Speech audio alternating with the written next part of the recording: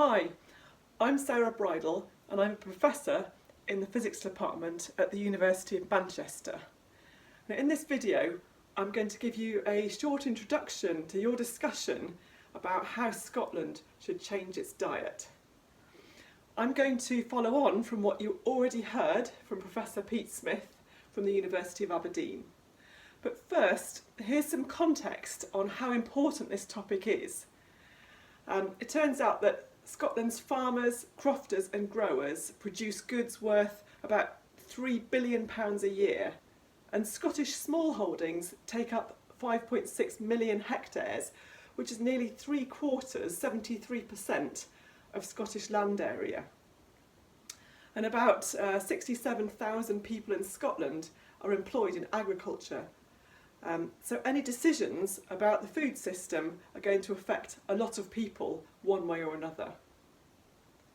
At the same time, you already heard from Pete that food causes about a quarter of all climate change, and that includes the contributions from clearing land for agriculture, growing plants for animals and humans, rearing animals, and all the transport and packaging that it takes to get the food to us at the shops.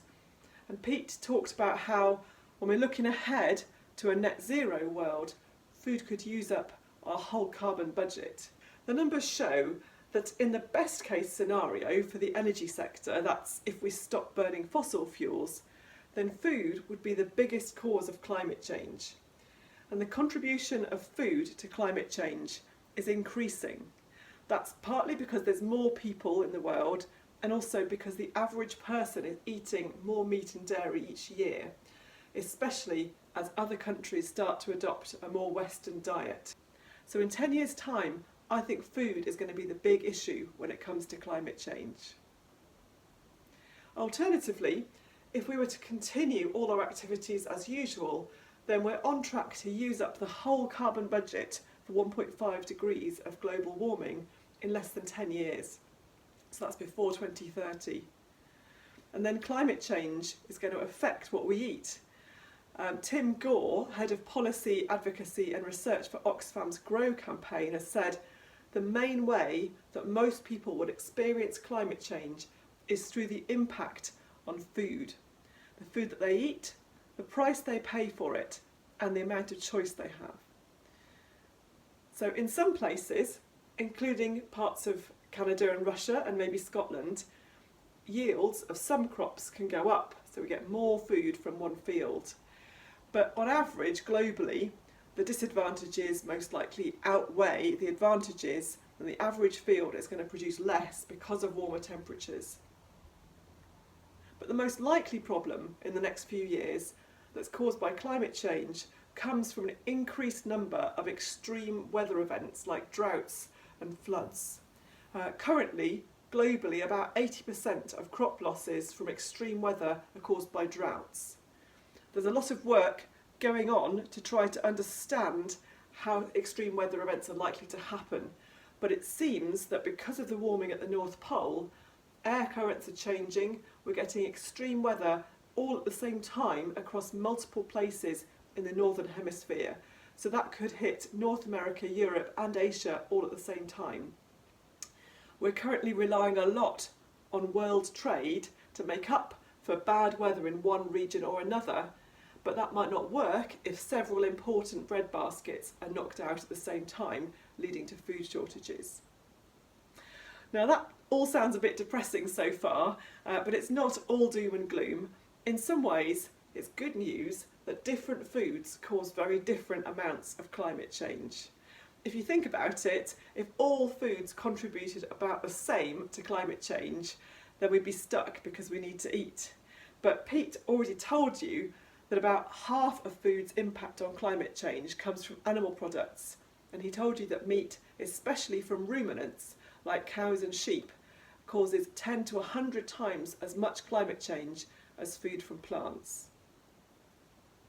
So take this example here of two different dinner options. So either an 8-ounce steak and chips or a microwave potato with beans. Which do you think causes the most climate change?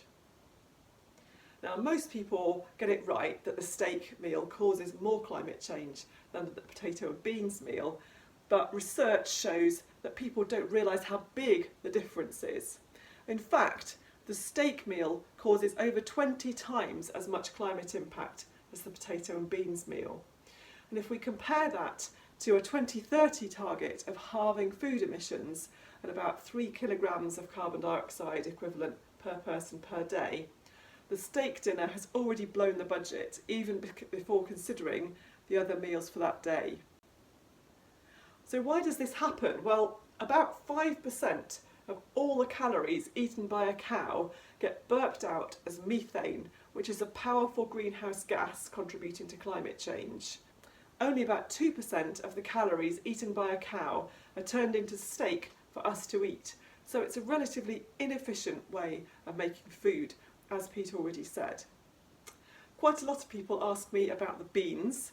Actually, more people used to ask me about this when we were doing in-person talks and less so by Zoom and video. So maybe you're wondering about how bean consumption causes extra gas in humans and whether this is bad for climate change. But it turns out that farts don't contain extra methane because of the beans. We'll look at a couple more examples now to illustrate questions I often get asked about packaging and transport. And I hope that these examples get you thinking of some questions to ask in the session in a moment as well. So first of all, which do you think causes more climate change? A bowl of cereal, a large latte, or 2 eggs?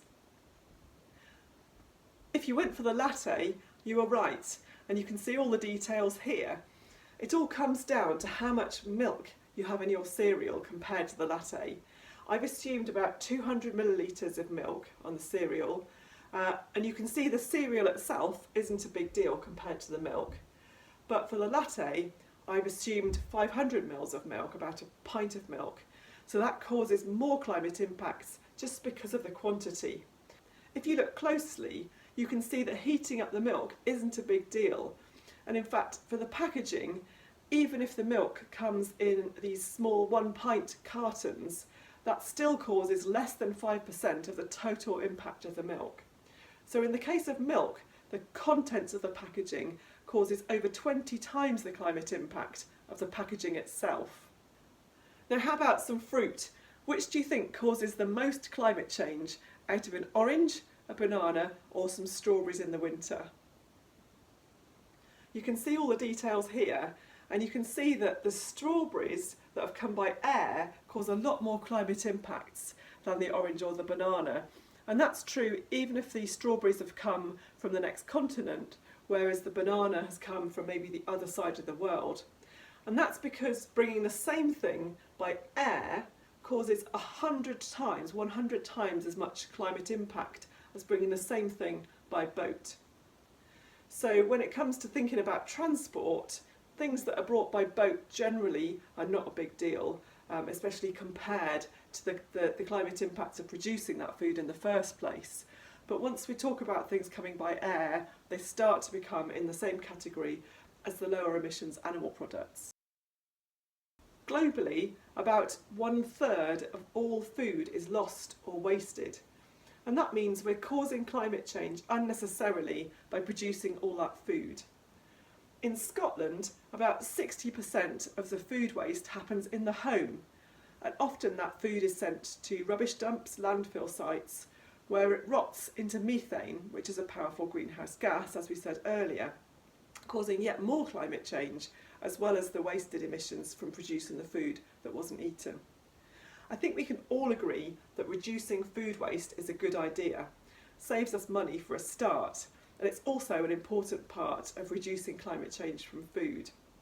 The Scottish Government aims to reduce food waste by 33%, 1/3, by 2025. At the moment, the UK imports over half of its fruit and vegetables from overseas, and we're not even eating the recommended daily amount of 5 portions a day. At the same time, we need to look ahead in case of potential shocks to the food system, so that's big disruptions that could come from pandemics, political instability, or climate change. All of these factors say that we would be wise to increase the amount of vegetables that we grow in the UK. Local food growing projects could also get us closer to the food we buy and make us less likely to waste food because we understand how hard it is to grow it in the first place, and they can even bring communities together and improve our mental health. Pete made lots of really important points about land use as well, which is where food can become part of the solution. But it also has a big effect on what we see when we go out into the countryside. And I know that you're discussing a lot more about this tomorrow, but in short, globally, about 80% of all agricultural land is used to feed animals. And it takes about 16 times as much land to produce 1 calorie of meat as it does to produce 1 calorie of plant-based food. And that means that in the extreme case, if everybody in the whole world went vegan, we would free up the majority, that's 75%, of all agricultural land. And most of the solutions to help reduce climate change involve using a lot of land, for example, forests. This means that it's not so much about whether to use the land to grow food for animals or whether to grow food for humans. I know that in Scotland about 70% of the land isn't suitable for growing crops. But for me, it's actually more about whether we use the land for food production at all, or whether we use it for some other purpose, for example, to help tackle climate change.